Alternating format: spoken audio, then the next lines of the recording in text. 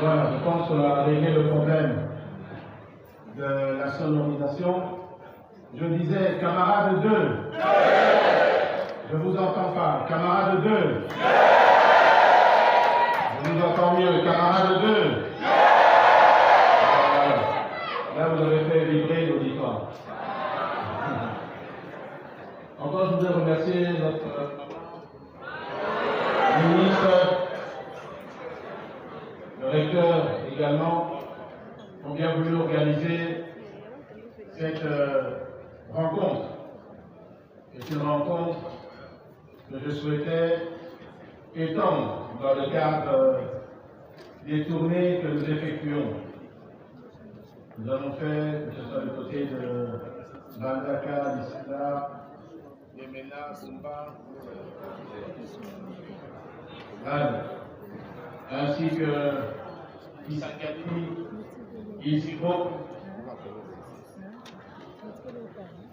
Kitlou.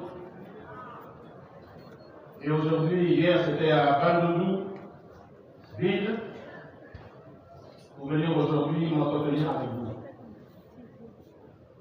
C'est la deuxième fois. La dernière fois, c'était en 2005 que j'ai collé ici l'auditoire. Là-dessus, bon, je comprends que beaucoup n'étaient pas encore nés, hein, n'est-ce pas?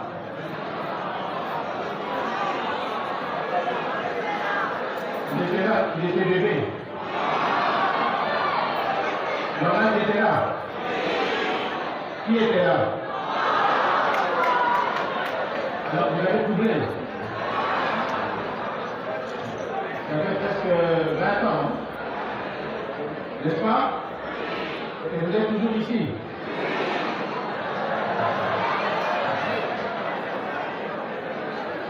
Ça pose un problème.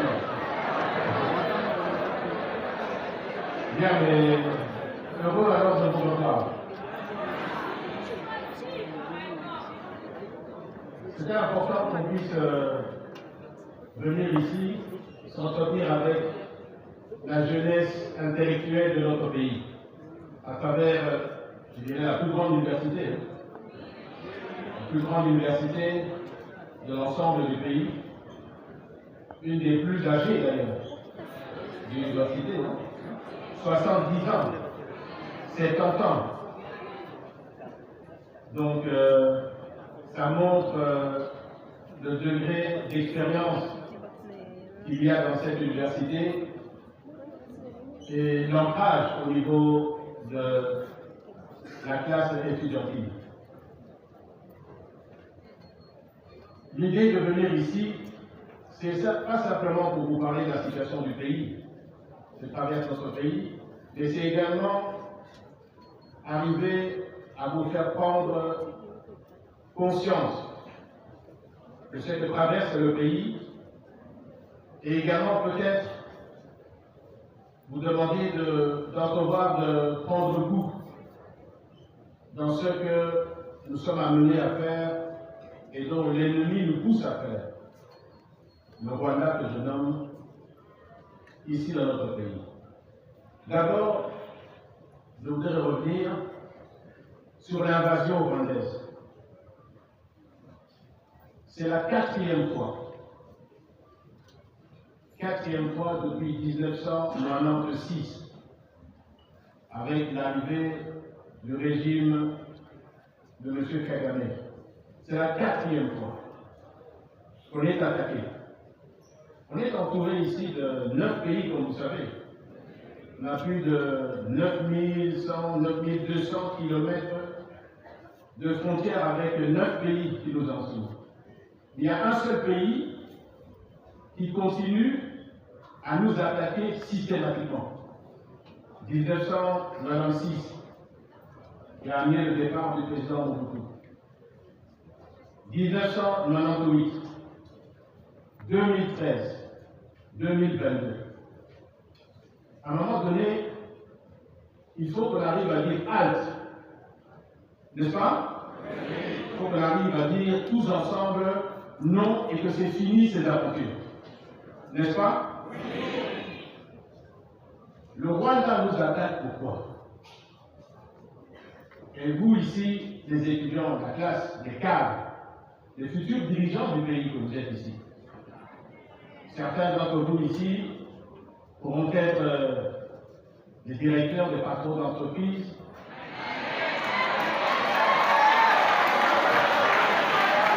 pourront être aussi des grands fonctionnaires de l'État, jusqu'à des ministres, premiers ministres, et qui sait peut-être président de la République. Donc, vous devez et vous avez le devoir de vous approprier de ce qui se passe aujourd'hui dans notre pays. Et vous avez le devoir de contribuer à apporter des solutions aussi dans ce qui se passe dans notre pays. Un président américain a dit, si vous ne vous occupez pas de la politique s'occupera de vous. N'est-ce pas? Je dis, c'est pas moi qui l'ai dit. C'est un président américain. Je dis ça pourquoi? Aujourd'hui, notre pays, la RDC, est occupée. La province Nord Kivu, Sud Kivu, nos provinces, où nos frères, nos sœurs sont envahis par l'ennemi. Même si c'est à 2000 km, ce sont nos frères, nos sœurs, nos mamans, qui aujourd'hui sont violés, sont pillés, sont tués. Des jeunes comme vous, que vous suivez dans les réseaux, sont massacrés par les troupes rwandaises. Vous le voyez, n'est-ce pas? Et ça, c'est inacceptable. S'ils veulent tuer, ils tuent chez eux. Même si c'est inacceptable, mais qu'ils ne tuent pas chez nous. Et je dis, il nous appartient à tous de nous lever comme un seul homme. Qu'on ne l'aime, qu'on ne l'aime pas, il est le chef de l'État. Il y a eu des élections dans ce pays, n'est-ce pas? Nous avons tous contribué, tous participé, et beaucoup de leaders dans ce pays. C'est ça qui a fait la force et la crédibilité également du président pour qu'il puisse être élu à plus de 74%, n'est-ce pas? Personne n'a contesté ça, sauf les gens de mauvaise foi, qui sont d'ailleurs insignifiants.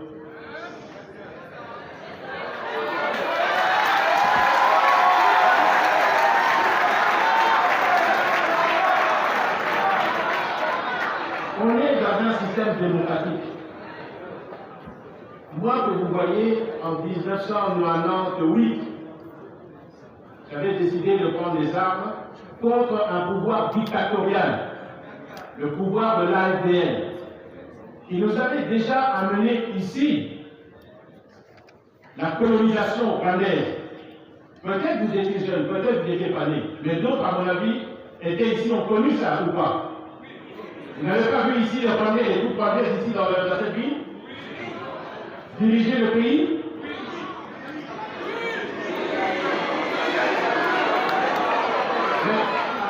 Si vous ne savez pas, il faut demander aux parents qui vous expliquent ce qui s'est passé ici. Les troupes rwandaises étaient ici. Le chef d'état-major des forces armées congolaises, vous imaginez l'humiliation qu'on a subie ici, en nous imposant, en acceptant par un monsieur qu'ils ont pris et mis à la tête de ce pays de dire que l'armée congolaise, la grande armée congolaise, est dirigée par un Rwandais. Est-ce que ce n'est pas un signe de mépris qu'ils ont vis-à-vis de nous? Tous les services de sécurité étaient entre les mains des Rwandais. C'est à ce moment-là qu'a commencé la désarticulation de notre armée nationale. Et ça a été fait sciemment. Cette désarticulation a été faite sciemment. Est arrivé le pouvoir de l'AFDL, suivi du pouvoir du PPRD, qui est le prolongement de l'AFDL. C'est un changement de nom. qui a simplement eu comme objectif de détruire notre armée et de vendre le pays. Vous suivez les réseaux. Vous avez suivi le ministre Zani. Vous l'avez suivi? Je n'ai pas suivi. Regardez ce qu'il a dit, les vérités qu'il a dit. Vous allez comprendre dans quelle situation nous étions avant l'arrivée de notre chef d'État, le président Félix Antoine Tshisekedi Tshilombo.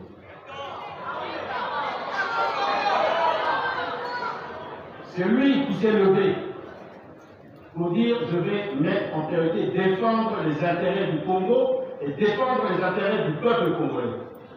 Et c'est pour ça qu'on s'est mis derrière lui.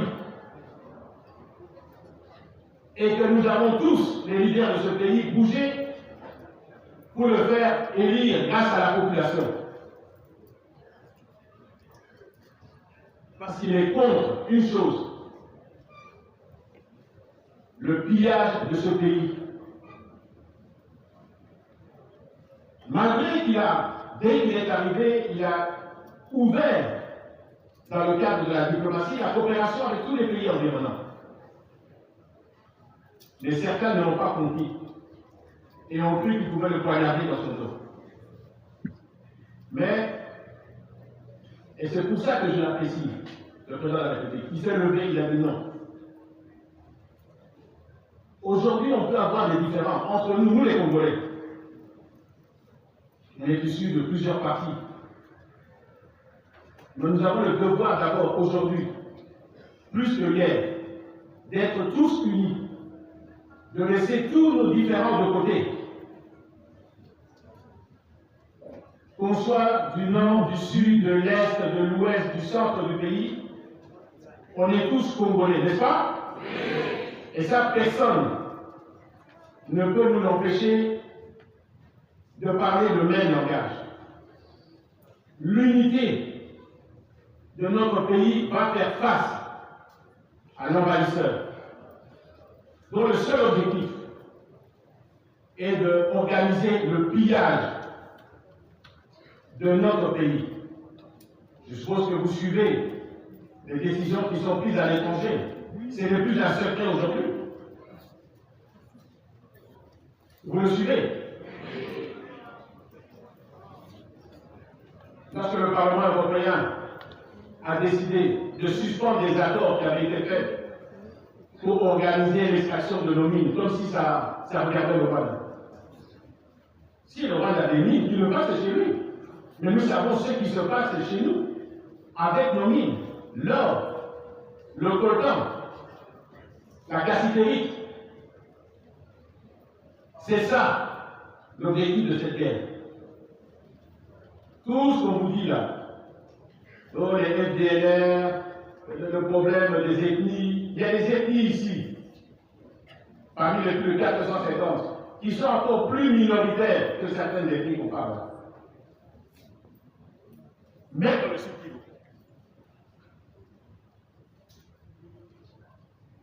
Non, le seul problème que nous avons ici, c'est la richesse de nos sols et de notre sous-sol. Mais ça appartient au Congo. Le Congo aux Congolais, le Rwanda aux Rwandais, l'Ouganda aux Ougandais, le Burundi aux Burundais, et ainsi de suite. N'est-ce pas?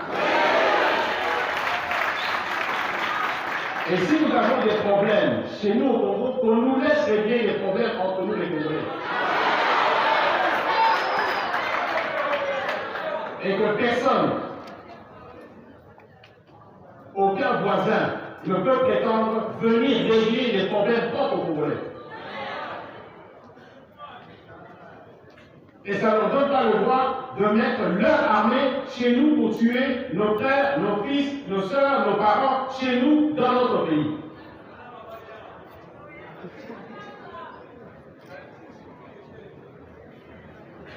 C'est pour ça qu'il faut que la jeunesse, tout entière, parce que vous êtes l'avenir du pays. Nous, dans quelques années, nous ferons le plus là possible, nous ne serons plus là. Mais c'est à vous qu'on va laisser ce pays. Et vous devez comprendre dès aujourd'hui les enjeux qu'il y a dans notre pays. Et vous devez vous préparer à ça, à défendre toujours notre pays, nos populations. Je le disais, il faut qu'on laisse les différents de côté. Si l'opposition, lequel le président de la République, samedi, a lancé un appel pour tendre la main, c'est pas parce qu'il a un problème, c'est parce que comme le père de la nation, il a dit aujourd'hui, une partie de notre pays est envahie par des troupes étrangères, le Rwanda. Mettons-nous tous ensemble pour parler d'une seule voix et bouter dehors, que ce soit par des voies diplomatiques, des voies politiques ou toute autre voie, l'ennemi dehors, qu'il rentre chez lui.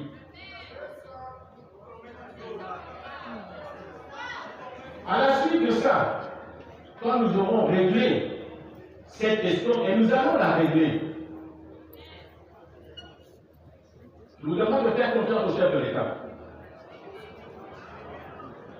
Nous savons ce qu'il est en train de faire, politiquement, diplomatiquement et même militairement. Nous savons. Je vous dis, faites-lui confiance.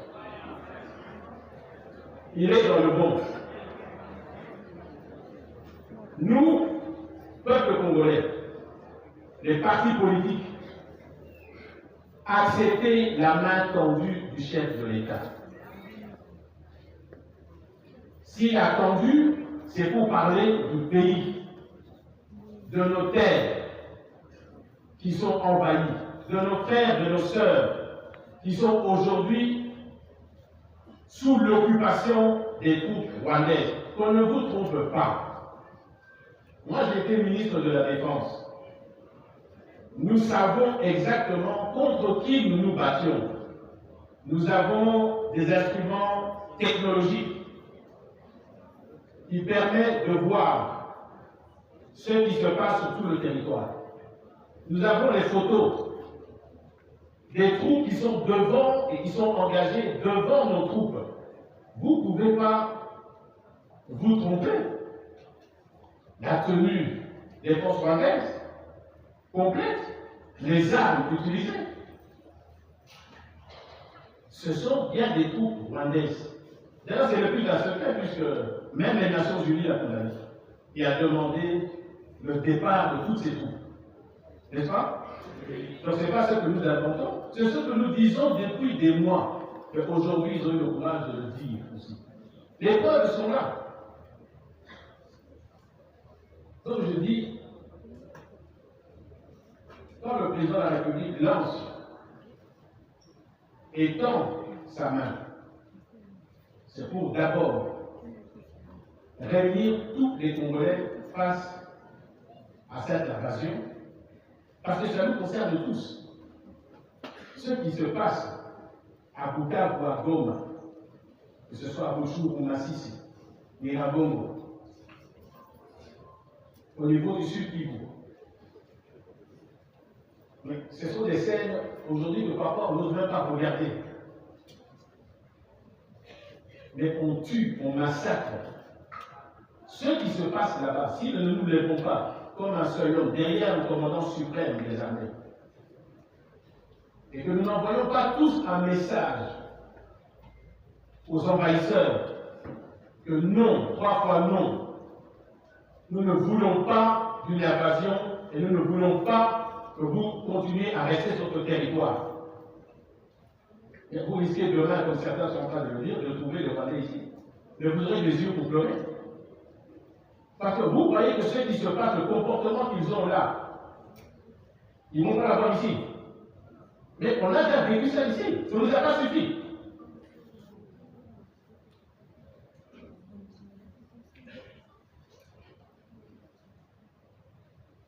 On ne peut pas laisser continuer, là, sur nos territoires, à accepter les massacres qui sont en train d'être perpétrés par les forces rwandaises. Nous sommes ici dans notre pays plus de 80 millions. On parle même, on attend l'identification des populations, on parle même de 100 millions. Mais si nous tous ici, nous nous levons pour dire non à cette invasion, et que nous n'accepterons pas cette invasion, et que nous mettrons tout en œuvre, je pense que dans cette grande force, le roi n'a pas compris qu'il va arrêter son aventure au niveau des RDC. N'est-ce pas?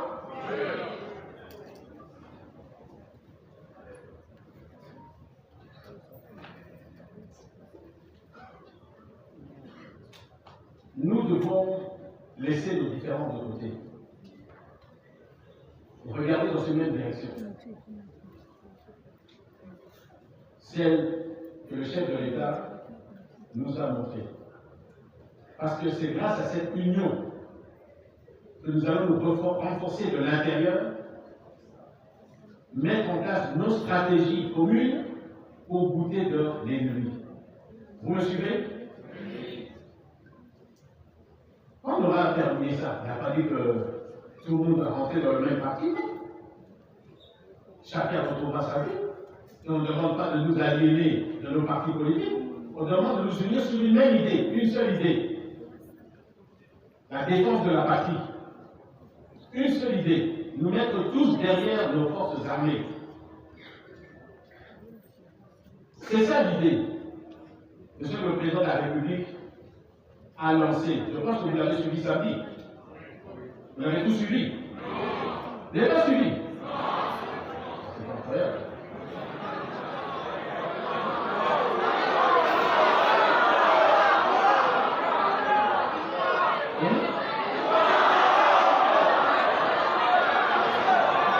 Les réseaux sociaux.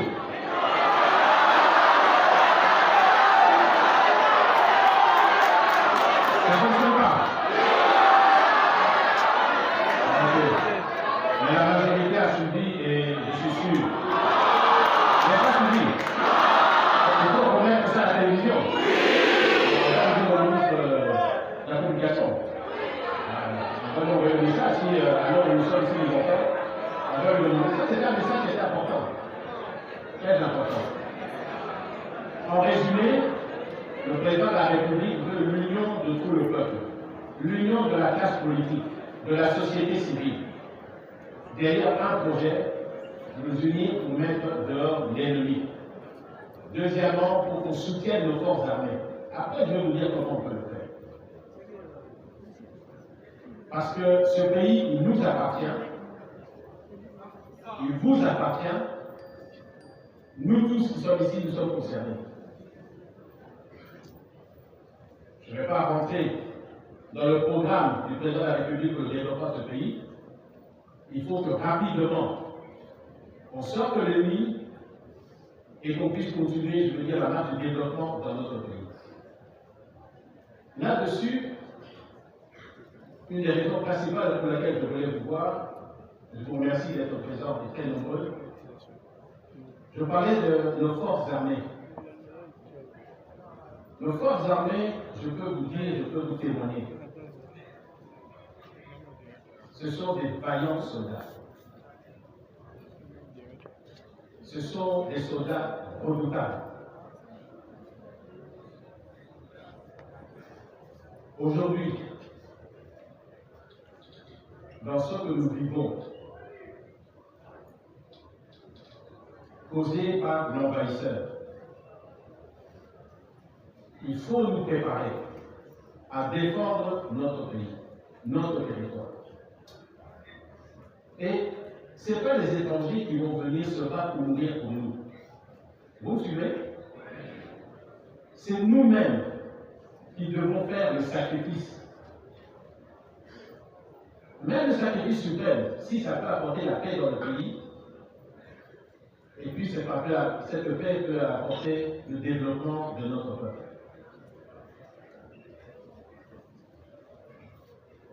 Et c'est pour ça que le chef de l'État a lancé, il y a un mois, comme mot d'ordre, la mobilisation générale de la population derrière le FARDC et le recrutement général de la jeunesse. Pourquoi la jeunesse? Je vais vous parler du métier des armes, je vais en arriver. C'est la jeunesse qui a la force physique de pouvoir mener les combats sur le terrain. Et nous sommes un peuple qui est tellement grand, vaste, diversifié, que nous pouvons rassembler même 1 million de militaires dans ce pays. N'est-ce pas? Nous sommes plus près de 100 millions.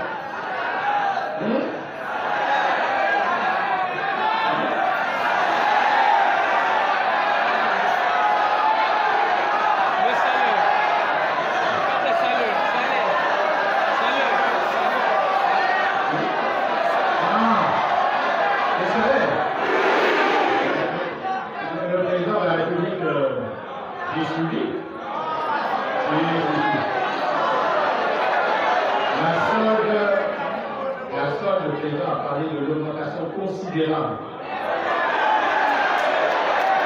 Vous le saurez, je ne suis pas le porte-parole de l'armée, non du gouvernement, mais je l'ai entendu. Et même au niveau de le mot d'adresse que le président de la République a tenu samedi, il a parlé de primes énormes, considérables pour tous les militaires qui sont au front. Alors, vous savez, je vais donner un exemple. Lorsqu'il a s'agi de défendre la patrie, les militaires que j'avais recrutés en 1998 jusqu'en 2003, vous voyez, ils étaient payés. Je vais vous dire, ce qui les animait, c'était le sens patriotique. De pouvoir d'abord défendre la nation. Et aujourd'hui, vous devez absolument intégrer le fait que nous risquons de ne plus avoir de pays. La solde, elle existe. Elle va être sérieusement améliorée. Ça, ce sont les dires du président de la République, le commandant suprême. Mais je dois vous dire qu'au-delà de ça, c'est pour ça que je dis que ce sont des vaillants militaires. Malgré ça, ils sont sur la ligne de front, dans les collines, dans les montagnes, dans les tranchées. C'est pour ça que nous devons les soutenir. Parce que si eux n'étaient pas là, les ennemis pourraient déjà arriver ici. Mais ils le font pourquoi? Par patriotisme. Parce qu'ils ne peuvent pas laisser, en tant qu'hommes, femmes, le terrain à nos ennemis pour venir prendre le pays et l'annexer au Rwanda.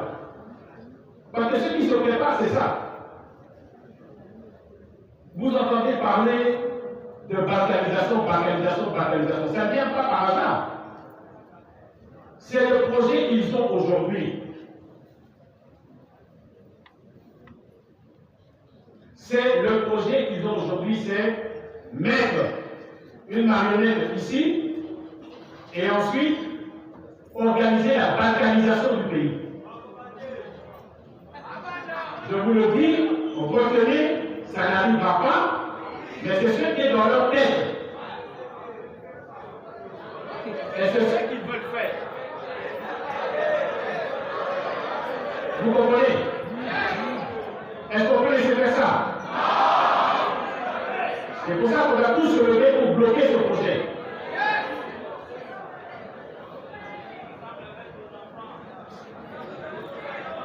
Je vais maintenant approcher. Pour arriver à stopper, à bloquer, c'est pour ça qu'on s'adresse, le président de la République s'adresse à la jeunesse, le fer de lance de notre pays, l'avenir de demain.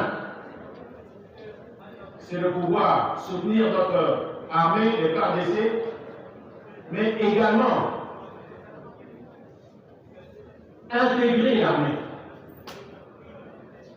Et je me dis pourquoi je suis spécialement venu ici. Parce que ici, c'est la crème de la jeunesse, comme d'autres universités aussi. vous retrouvez la crème de la jeunesse. Je ne vais pas citer toute l'université, Kisangani, Lubumbashi, Bukavu, Goma, dans tout le pays. La première plus grande université ici. Et le message, j'espère, passera dans les autres universités. L'armée a besoin aussi de cadres, de ce qu'on appelle des officiers. Parce que le rôle d'une armée, c'est de pouvoir sécuriser le territoire, sécuriser les frontières, sécuriser les biens et les personnes. Ce n'est pas des robots, ce sont les êtres humains qui le font. On a besoin de ce qu'on appelle les troupes, les fantassins, l'infanterie. Mais on a besoin de cadres qui dirigent les troupes, n'est-ce pas? Et c'est pour ça que je viens vers vous, la jeunesse estudiantine, qui étudie, qui a analysé.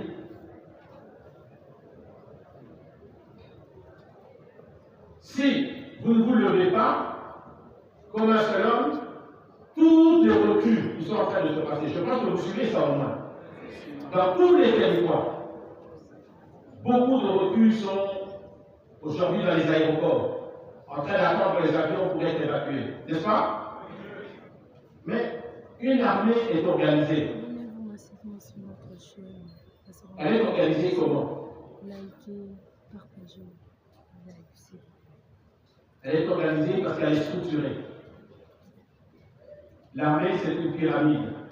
Ça répond à une logique de l'ordre et de la discipline.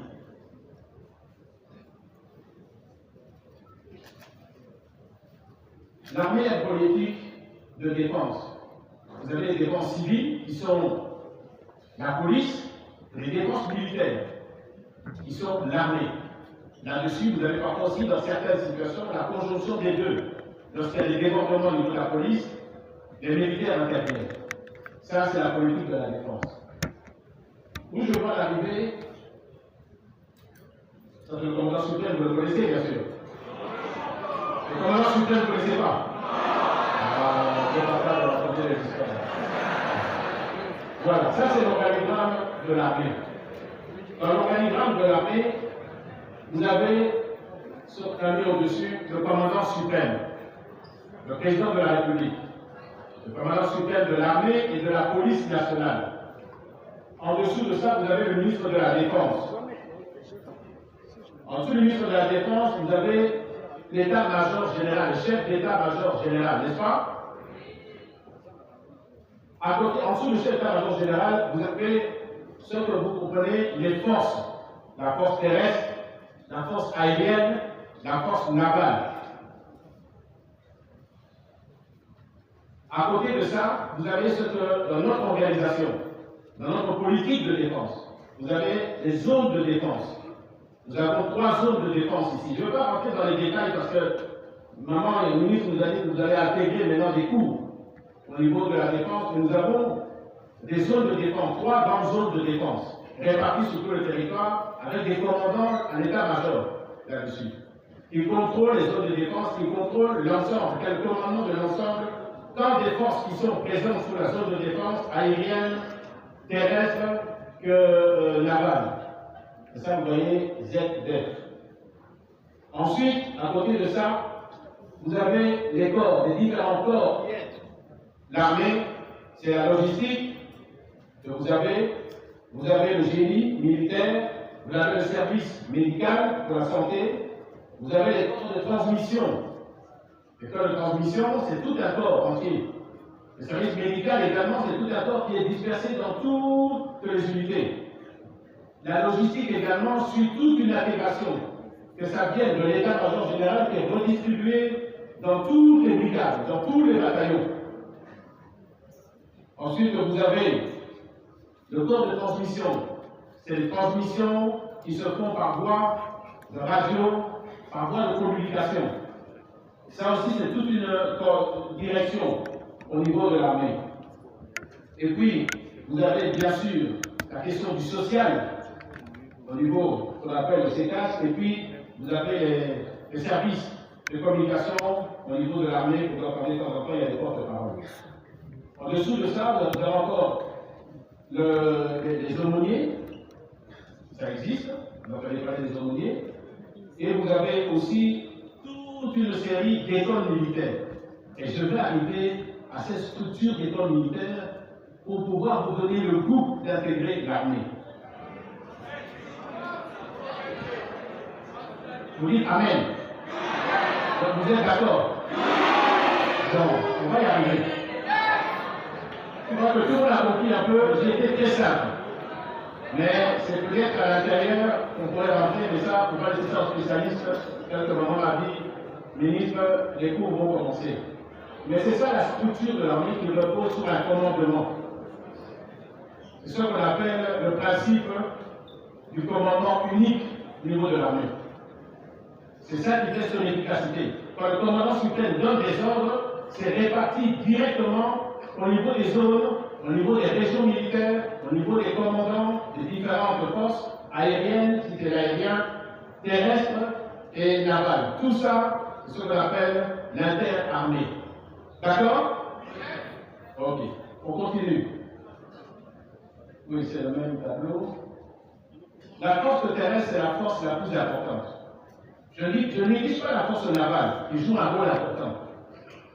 Ou bien la force aérienne qui est une force de soutien, d'appui pour le transport des militaires, le transport des équipements, le transport des munitions.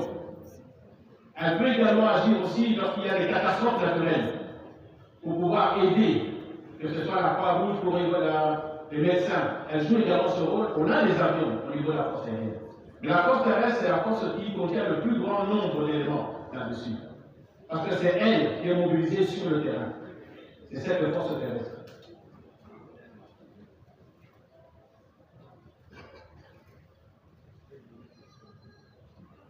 C'est l'organigramme aussi, chaque force, que ce soit la force aérienne, la force terrestre, la force navale, répond aussi au principe de l'unicité de commandement. Les ordres qui sont donnés par le commandant suprême au commandant de la force terrestre sont répartis immédiatement au niveau géographique et au niveau des différents responsables. Je voulais vous dire que notre pays, je le disais tout à l'heure, est entouré de 9 pays. Les plus grands pays que nous partageons en nombre de kilomètres, il y a le Congo, la République du Congo, il y a également la République d'Angola. Vous avez plus de entre 2400 et 2500 kilomètres. Mais le plus petit pays où nous partageons 217 km, c'est ce pays qui nous rend chaque fois. Hein? Comment?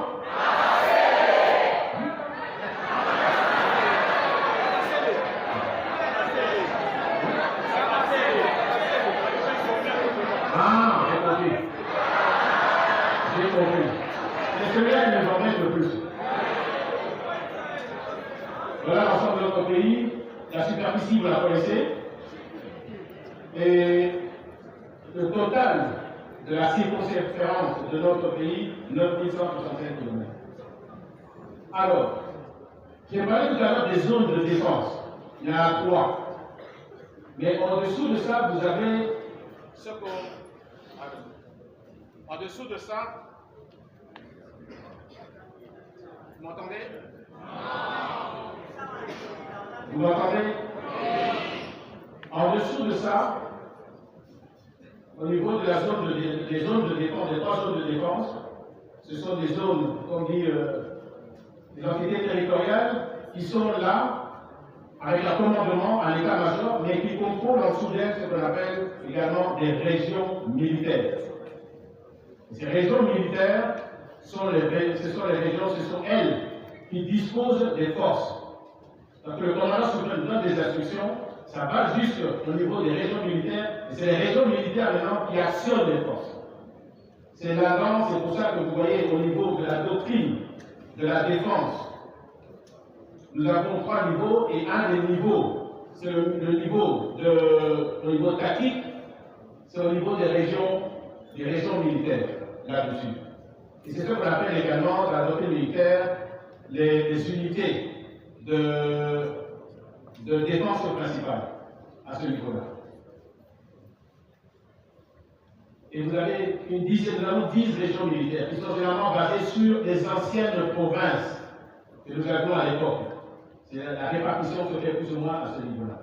Je ne rentre pas dans les détails, vous verrez ça à un moment donné. Alors, c'est ça ce que j'appelle les zones de défense. Et puis, en-dessous des zones de défense, nous avons les régions militaires.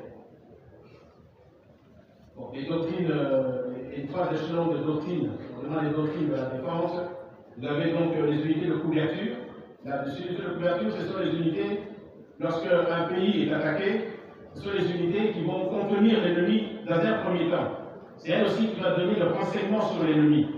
Pour dire qu'est-ce qu'il est en train de faire, qu'est-ce qu'il veut faire, quelles sont ses intentions.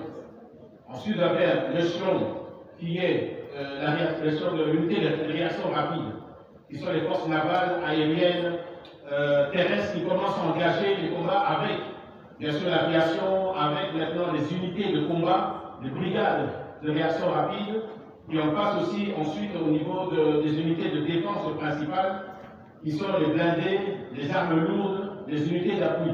Je ne rentre pas le détail, mais voilà un peu ce qu'on appelle la doctrine de la défense que nous avons au niveau des échelons. Alors, ça, je voulais vous montrer ça, parce que ça va vous concerner. Lorsque vous allez accepter de pouvoir rentrer dans l'armée, n'est-ce pas? La première étape sera quoi? Ici, le recteur, mon ministre m'a dit, vous avez une unité de sécurité ici, je crois. Oui? C'est là qu'il faudra s'inscrire. L'unité de sécurité. Vous allez mettre vos noms, parce que vous voulez rentrer dans l'armée. C'est là que vos listes vont être remises au chef d'état-major général.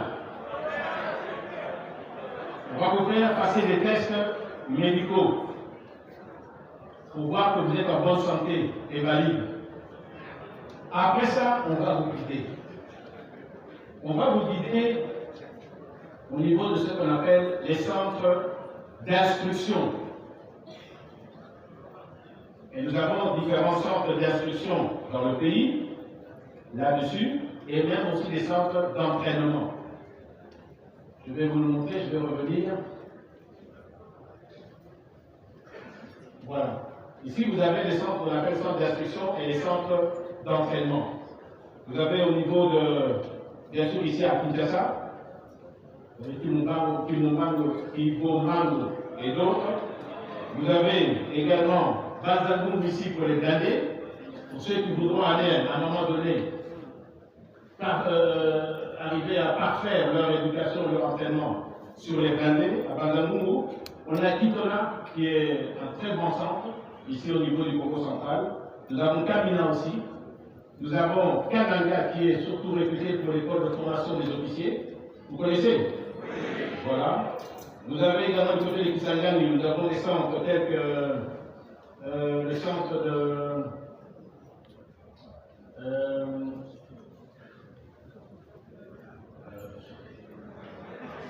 ça me revient là. Baouma et Lukusa. Voilà. Baouma et Lukusa, la deux centres là-bas. Moura également du côté de Katata, du côté de l'Ikassi, nous avons aussi des centres. Nous avons des centres dans tout le Kakoli également. Vous avez connu également là-dessus aussi. Il y a plusieurs centres sur lesquels vous pouvez être dirigé pour aller suivre vos centres d'instruction. Alors, pourquoi on a besoin de cadres? Parce que au niveau de l'armée, après avoir parlé de la première colonne, ce sont tous les centres que nous avons d'instruction et d'entraînement, mais on a également ce qu'on appelle des académies militaires, qui sont là pour former également nos futurs officiers et sous-officiers. Nous avons également ce qu'on appelle le groupement des écoles militaires. C'est toute une structure. Parce que je vous disais dans l'organigramme que nous avons ce qu'on appelle le groupement des écoles militaires. Il y a un chef d'état-major général qui s'occupe de l'ensemble des écoles que nous avons. Et elles sont réparties en différentes branches. Et donc, par exemple, dans la branche du groupement des écoles militaire intégré. Vous avez différentes écoles qui forment par exemple l'administration, les futurs administrateurs au niveau de l'armée, qui forment également, je n'arrive pas à lire ici, mais j'ai ça ici, qui forment les PM, la police militaire, qui forment également les personnes qui vont faire l'exercice physique ou sportif, qui forment également les musiciens, ça existe, qui forment des agents de renseignement, c'est très important. Le renseignement militaire, lorsque vous l'avez, c'est 50% de la bataille qui est gagnée. Donc les agents de renseignement, et ce sont les personnes qui doivent suivre une formation très approfondie. Surtout, dans le renseignement, vous avez des personnes qui collectent l'information et d'autres qui analysent l'information et d'autres qui le transforment en renseignement, c'est-à-dire nous avons des éléments sûrs là-dessus. C'est toute une spécialité. C'est pour ça qu'on a besoin de votre expertise. Vous, la jeunesse, vous, les cadres, vous, les universitaires. Parce que ce n'est pas donné à tout le monde. Ça demande un haut niveau, je veux dire, de connaissances, d'analyse et de stratégie. Vous avez également l'école des langues, vous voyez, là-dessus. Les écoles de sous-officiers que nous avons. Les écoles également d'officiers. Les écoles qui vont organiser aussi, vous apprendre la transmission, c'est-à-dire tous les messages, comment les messages doivent être codés, doivent être transmis codés, au niveau de toutes les unités. Sur ça, le génie militaire que vous entendez, qui construisent également là-dessus, pas simplement pour l'armée, mais également ils peuvent intervenir au niveau aussi des travaux, de l'infrastructure au niveau du pays. Vous avez ce que vous entendez, des écoles de guerre, même ici à Kinshasa. Nous avons des écoles de guerre ici, des écoles d'administration militaire.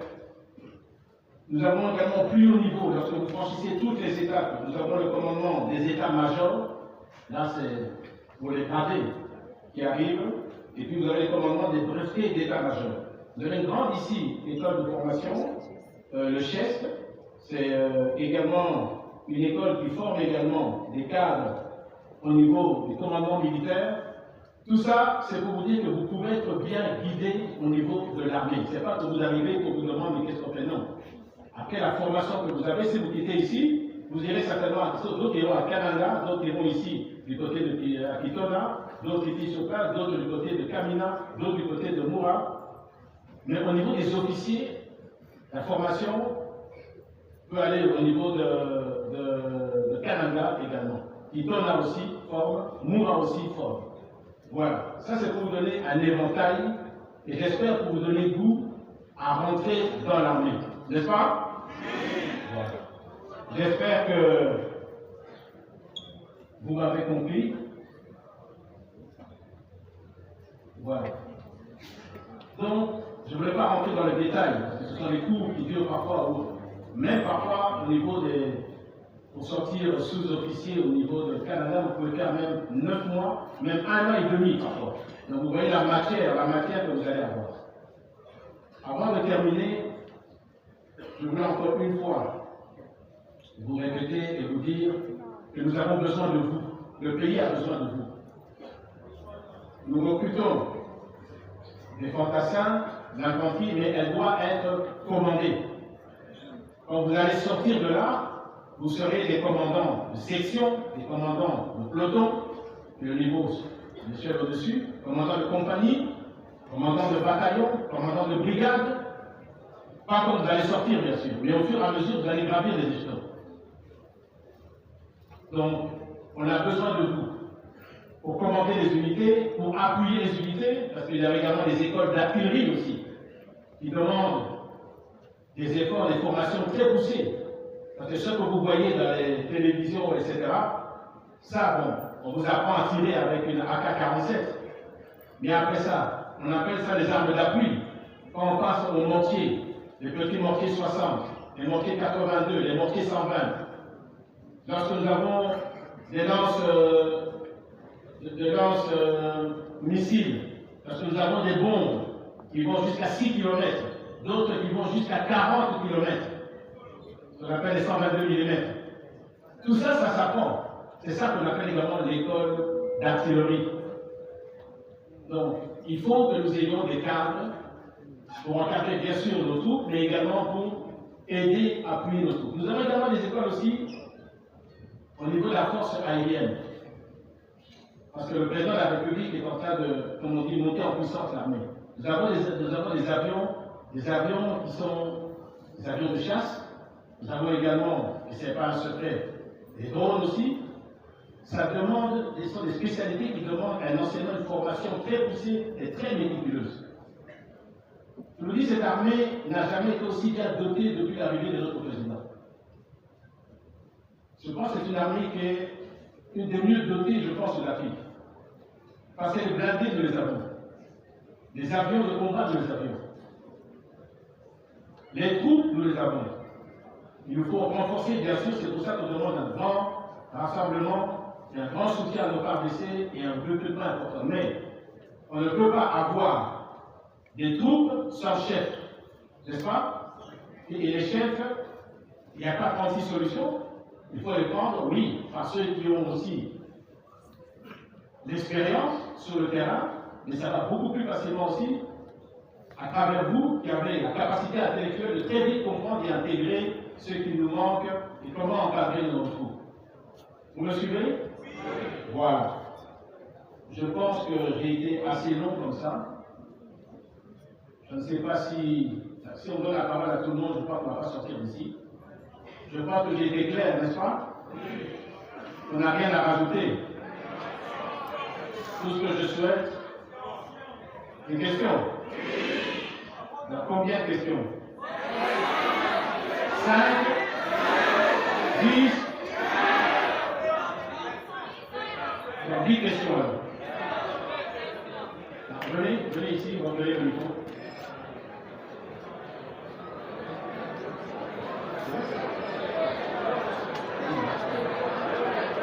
Oui.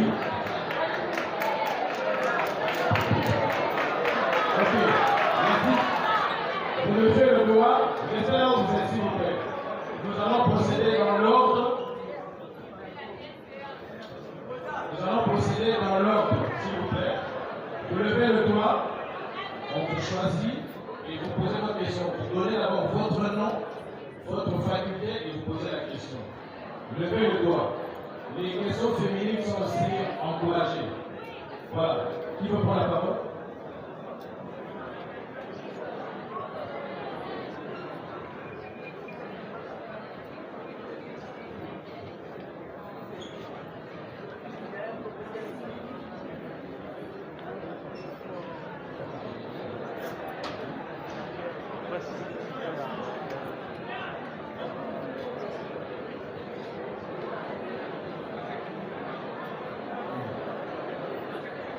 Ok, allez-y, posez votre question. Soyez concis, s'il vous plaît.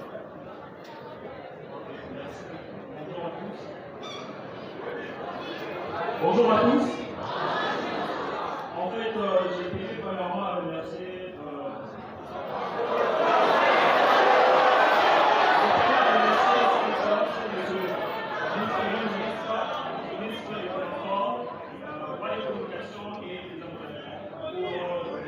avoir vivé en nous ce sentiment de patriotisme.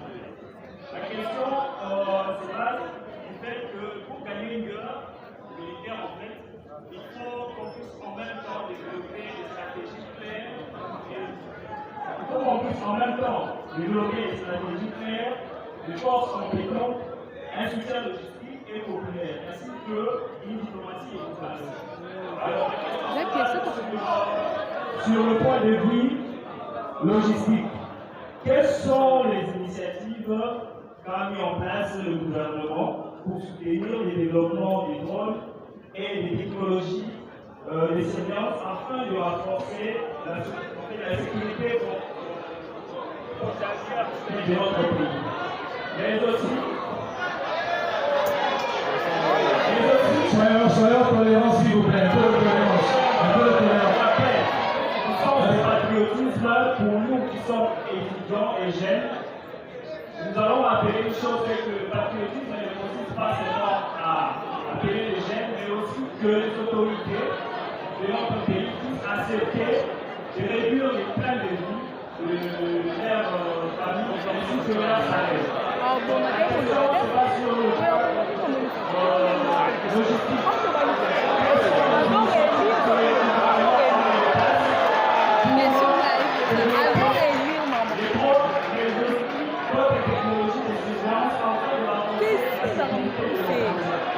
Merci beaucoup. Bien, on va se mettre d'accord. Je vais écouter toutes les questions et je vais répondre une fois pour toutes. D'accord? Il y a une chose que vous devez savoir. Ne me demandez pas de rentrer. Cette question que vous avez posée là-bas, je ne répondrai pas pourquoi. Vous pensez quand même pas que je veux dire ici publiquement la logistique que le gouvernement, l'État, que le chef de l'État a mis à disposition de l'armée. Est-ce que vraiment vous voulez qu'on dise à l'armée, à nos ennemis que nous avons? Ça se fait pas. On appelle ça le domaine du secret défense.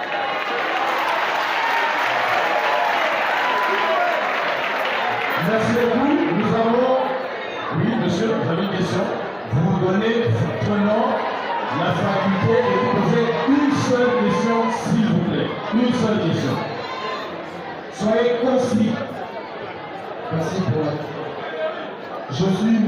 Mathieu Moulou José, délégué facultaire adjoint de la faculté des sciences sociales, administratives et politiques du département des relations internationales. Et alors, ma question est celle-ci.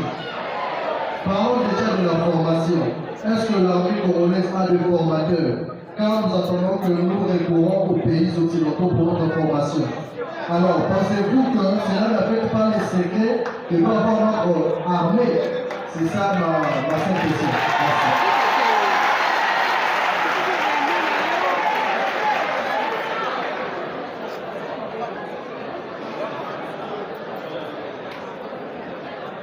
Oui, monsieur, vous donnez votre nom, la faculté et vous posez une seule question. Soyez bref. Si, je suis Christian Zakou, faculté de psychologie et sciences de l'éducation. Alors, ma préoccupation est centralisée sur l'un du speech. Il a parlé des problèmes interpersonnels, c'est-à-dire des problèmes qui surgissent ici en République démocratique du Congo. Mais j'aimerais savoir le rôle que jouent les groupes armés étrangers dans la dynamique de violence à l'est de la RDC. C'est ça ma question. Ça fait 3 questions. Nous prenons une quatrième. Nous prenons la question d'une fille. Nous encourageons les questions féminines aussi. Madame, posez votre question, nous allons continuer. Okay. Soyez prêts. Merci beaucoup pour la parole accordée. Je m'appelle Lionel Immaculée Yakabea. Je suis la déléguée facultaire de la faculté des lettres et sciences humaines. Ma question est celle-ci. Quelles sont les opportunités spécifiques offertes aux femmes dans l'armée pendant cette crise et comment puis-je m'engager activement pour soutenir mes camarades et servir mon pays de manière efficace?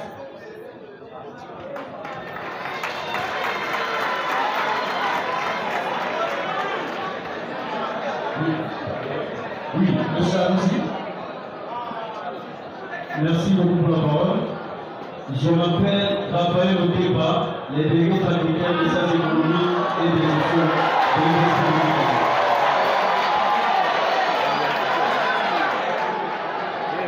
Son Excellence, cette guerre est là aussi économique. En tant qu'économiste, ma question c'est de savoir, en cette période de guerre, comment le gouvernement envisage de gérer les ressources humaines? Merci. Oui, parole à la fille, madame. Le nom et la question. Merci à la personne. Moi, c'est Robert Chouamé, présidente de la faculté de la République. Deux questions. La première, comment nous, les jeunes, nous pouvons nous engager à aider notre armée sans toutefois intégrer? Parce que bien sûr, tout le monde ne peut pas aller dans l'armée, tout le monde ne peut pas devenir notre militaire. Mais s'il y a des moyens de notre armée, vous pouvez nous le dire et nous allons soutenir notre armée. La deuxième question, c'est que si le Rwanda nous a attaqué une fois, 2 fois, 3 fois, 4 fois, et que nous allons quand même les repousser, qu'est-ce qui nous prouve que les Rwandais ne vont pas encore même chose pour la 5 fois. Il y a-t-il des mesures qu'on va prendre pour éviter que ces situations se reprennent dans notre pays? Merci pour la question. Nous allons remettre la parole à son excellence, monsieur le vice-premier ministre des Transports et de la Communication, pour apporter des éléments de réponse. C'est bon, les reste c'est l'autre. Je vais prendre toutes les questions, je vais caler l'autre. Merci beaucoup, excellence, pour votre... Merci beaucoup pour votre droit d'hiver. Monsieur le recteur, je vous salue. Monsieur le vice-premier, je vous salue, madame la ministre. Ma question est de savoir, c'est bientôt qu'aujourd'hui nous puissions avoir une classe militaire et issue de la classe estudiantine. Mais ma question est vraiment favorable pour vous, monsieur le ministre. Est-ce que vous avez calculé le risque? Parce que vous êtes un précédent dans la matière de guerre.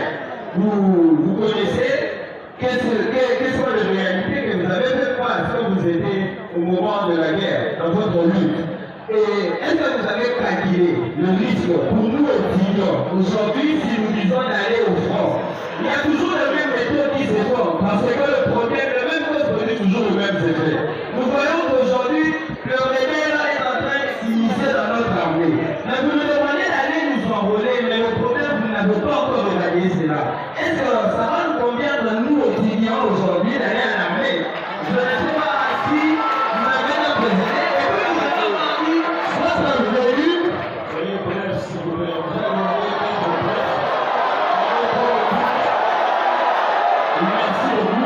Merci beaucoup. Vous nous avez dit que votre projet à l'université de Kinshasa, c'est pour obtenir le cadre dans l'armée congolaise. Mais la question que je me pose aussi, j'essaie un peu de renverser, c'est sur le gisme. Pendant tout ce temps, il n'y avait pas de cadre dans l'armée congolaise.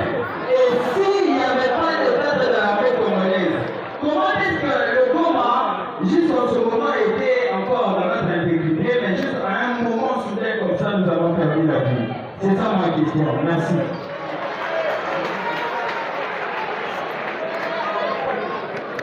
Merci de la parole, monsieur le docteur. Je suis maintenant encore après étudiant à la faculté de psychologie et sciences de l'éducation. Ma préoccupation est la suivante. Pourquoi cette initiative rigoureusement initiatisée d'étudier la jeunesse étudiantine à intégrer l'armée?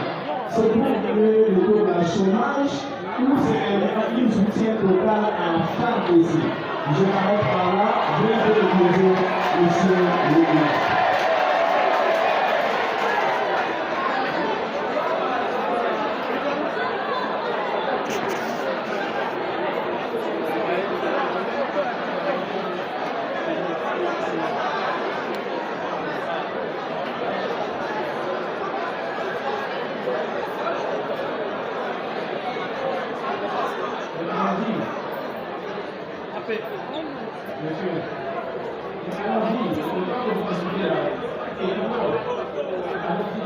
Merci beaucoup, monsieur le ministre Boyan Mazégué.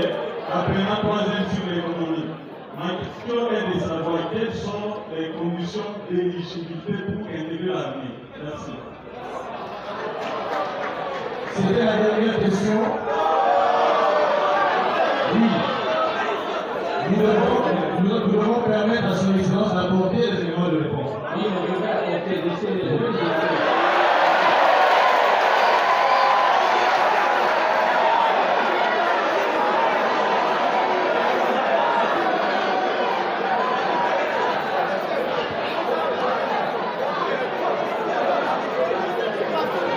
S'il vous plaît, est-ce qu'on peut procéder dans l'ordre? S'il vous plaît. Pas de bousculade, s'il vous plaît. Allons-y dans l'ordre. Son Excellence a déjà accordé la parole. Vous aurez l'opportunité de poser votre question, mais dans le calme, s'il vous plaît. Je suis José Laurent Langomba, délégué facultaire des sciences et technologies.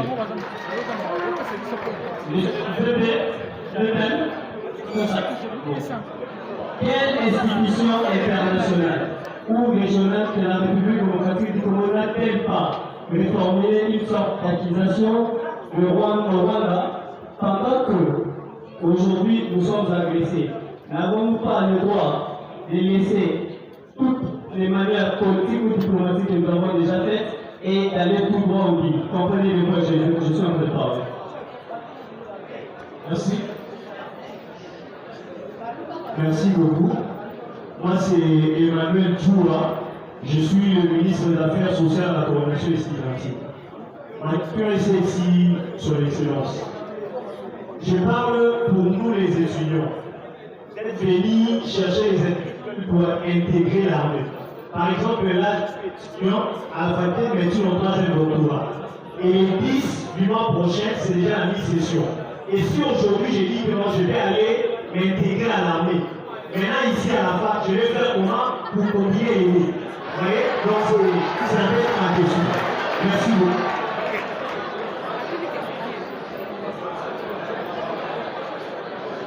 Merci beaucoup. Je me nomme Sidani Maya Célestin, étudiant à la faculté des sciences et de l'éducation de l'Université de Kinshasa. Nous, étudiants de l'Université de Kinshasa, nous sommes capables de défendre notre pays, RDC, à une seule condition, ensemble avec vos enfants.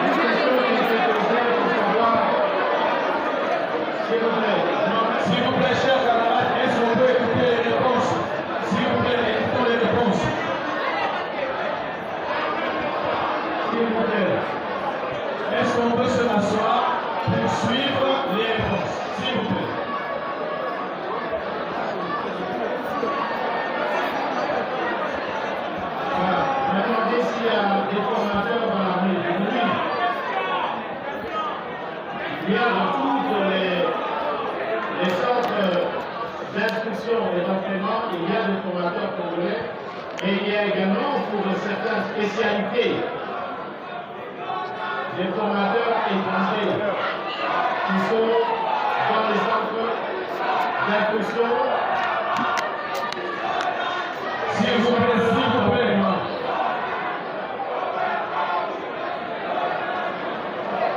La question des groupes armés. La question des groupes armés ne date pas d'aujourd'hui. Il y a même des groupes armés qui ont été alimentés par l'ancien régime. Et nous avons toutes les preuves là-dessus. Ce sont des groupes, dans la plupart, qui défendent leur territoire. Les Ouazalènes dont vous entendez parler, ce sont des patriotes qui ne veulent pas la présence de forces étrangères, notamment les Rwandais, sur leur territoire. Et c'est comme ça qu'ils se sont constitués en groupe d'autodéfense. C'est ça, l'existence qu'il y a. Et c'est pour ça que les Ouazalènes doivent se battre aujourd'hui à côté de nos forces armées. Et ils font un très grand travail, je vous le dis, sur le terrain. Les femmes dans l'armée, oui. Et il y en a beaucoup, même dans les recrues aujourd'hui. Dans les rapports qui sont donnés, il y a beaucoup de recrues femmes. Il faut un minimum de 18 ans pour entrer et être recrues dans l'armée. C'est ce que la loi dit. 18 ans, la majorité, pour pouvoir intégrer l'armée. 18 ans ou plus, bien sûr, là-dessus.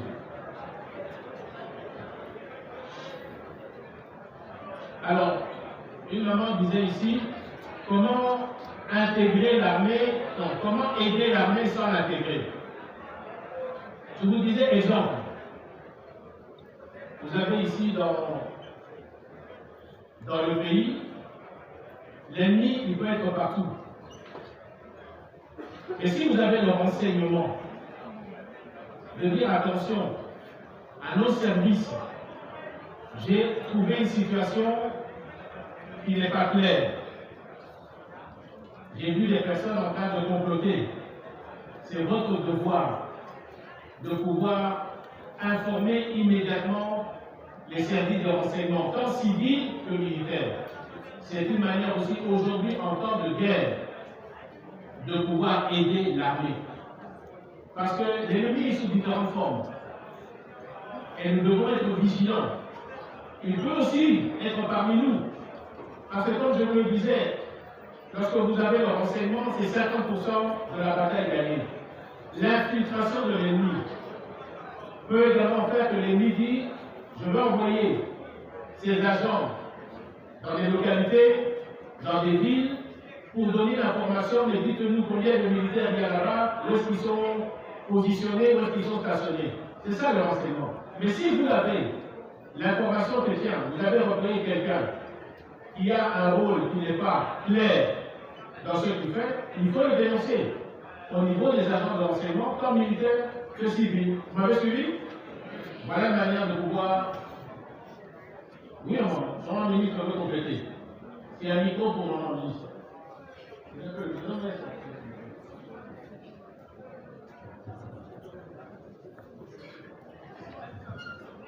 Camarade Ben. Camarade Ben. Est-ce que vous savez que vous constituez une armée? Est-ce que vous le savez? La semaine passée, quand j'étais à la conférence avec la ministre des Droits humains, j'avais exhorté un certain nombre de vos camarades en disant que les 12 apôtres, il n'y était que 12, mais ils ont apporté la bonne nouvelle à l'extrémité, donc aux différentes extrémités du monde. Et le monde a reçu la bonne nouvelle. Et regardez le nombre qu'il y a dans cette salle. Donc, vous avez les stylos, vous avez vos téléphones, donc vous pouvez constituer une armée numérique. En même temps, vous avez des familles. Vous constituez des armées de relais communautaires. Donc, vous pouvez faire passer des messages. En revenant sur les informations que vous pouvez amener auprès des services dans vos quartiers. Donc, vous êtes vraiment des bataillons. C'est aussi une façon de servir, même si vous n'êtes pas engagé dans l'armée. Merci. Voilà. Merci. Alors, je pense que c'est un autre moment qui posait la question qui nous dit que lorsque nous aurons terminé de mettre l'ennemi, goûter l'ennemi hors de notre territoire, qui nous dit qu'il ne va pas revenir, c'est que c'est la catastrophe. C'est justement pour ça qu'il faut aujourd'hui, plus que hier, une mobilisation générale pour constituer une armée dissuasive. Et en constituant cette armée dissuasive, l'ennemi comprendra que cette fois-ci, lorsque cet ennemi sera là, encore il ne pourra pas rentrer. Vous m'avez suivi? Mais c'est parce que nous allons nous organiser ici. Ici, pas simplement à Kinshasa, mais partout dans le pays. Et j'insiste là-dessus, il faut que, et c'est l'objectif du commandant suprême, c'est qu'il y ait une grande armée, une armée dissuasive, qui protège nos frontières, qui protège la population et ses biens. Vous m'avez suivi? Pourquoi les jeunes doivent intégrer l'armée? Vous voulez que les vieux intègrent l'armée?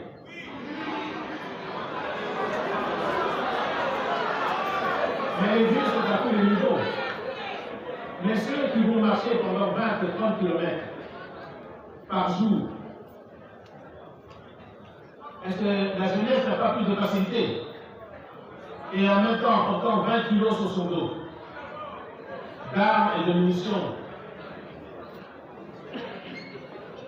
Mais, je dis, si vous voyez que les vieux entrent, il y a ce qu'on appelle dans l'armée les réservistes, l'armée de réserve. Ça aussi, c'est une manière de pouvoir aider et servir l'armée. D'accord? On nous a demandé pourquoi les cadres d'aujourd'hui. Alors peut-être je me suis mal expliqué. C'est parce qu'on a besoin de personnel pour diriger ensuite, appuyer, soigner, renseigner, appuyer avec des armes. Tout ça, ça s'apprend. Et vous êtes, en tant qu'intellectuels, des personnes qui ont la capacité de rapidement d'apprendre et ensuite de diriger les unités qui seront mises à votre disposition. Vous m'avez suivi? C'est pour ça qu'on a besoin de cadres. J'ai dit la condition d'éligibilité, c'est 18 ans et être en bonne santé. Là-dessus. Le travail que le chef de l'État est en train de faire avec les membres du gouvernement et d'autres, les conseillers et d'autres personnes aussi, il y a des approches politiques, il y a des approches diplomatiques, il y a des approches militaires. Et la diplomatie fait également son chemin et aide également à pouvoir aussi parfois trouver des solutions au niveau de la guerre. Quelqu'un a dit mais je suis finaliste. Comment je vais faire les deux? Mais si vous êtes finaliste, ça veut dire dans 2-3 mois, vous allez terminer, c'est ça? Laissons terminer les finalistes. Mais il y a d'autres qui peuvent dire, bon, je vais rentrer dans l'armée, je vais buter l'ennemi dehors, et après ça, je me demanderai une mise en disponibilité pour terminer mon année. Ça aussi, c'est des choses qui peuvent se faire et qui se font là-dessus. Si vraiment on a l'amour et on est patriotique, ça peut se faire également. Alors, tout le monde est appelé à intégrer l'armée. Il n'y a pas d'enfants privilégiés ou d'enfants spéciaux. Celui qui se sent prêt à pouvoir y aller, il y va. L'armée, encore chez nous, n'est pas obligatoire. Je dis simplement, ce n'est aucun problème. Si, que ce soit les autorités, que ce soit pas les autorités, ceux qui ont besoin de pouvoir rentrer dans l'armée, qui se sentent forts, ils y vont, ils rentrent dans l'armée. C'est un devoir patriotique. C'est comme ici, je ne peux pas faire comme on fait là-bas, ramasser tout le monde et dire, maintenant vous envoie dans l'armée. Vous êtes ceux qui ne sont pas d'accord sont les premiers à fuir. Donc quand on rentre dans l'armée, on est conscient qu'on va pour apporter son sang et apporter, je veux dire, son expérience dans l'armée. Et on n'a pas demandé à qui que ce soit d'obliger, si nos enfants veulent rentrer dans l'armée, il n'y a personne qui va les refuser. N'est-ce pas? Voilà. Je pense qu'on a fait le tout. Je vous remercie d'ailleurs d'être venus nombreux. J'espère que vous m'avez bien compris. Merci beaucoup, Excellence. Vous avez été satisfait. Et j'espère que vous allez vous inscrire nombreux au niveau des facultés en général. Je sais que maman ministre de l'enseignement supérieur est là et qu'elle a mis un cadre qui va nous amener l'instruction de nos différents étudiants. Tous ces listes seront mis au niveau de l'état-major général et les personnes seront dirigées dans tous les centres que je vous ai expliqués, d'instruction dans les écoles de formation militaire, dans les académies militaires. Tout ça est organisé et les formateurs vous attendent. Ils sont nombreux. Je vous remercie une fois de plus et j'espère à bientôt. Est-ce qu'on peut applaudir encore monsieur le vice-ministre, s'il vous plaît? Avant de clôturer notre programme, j'invite monsieur le coordonnateur des étudiants de l'Université de Kinshasa qui a un petit mot à l'occasion de cette mobilisation patriotique. Monsieur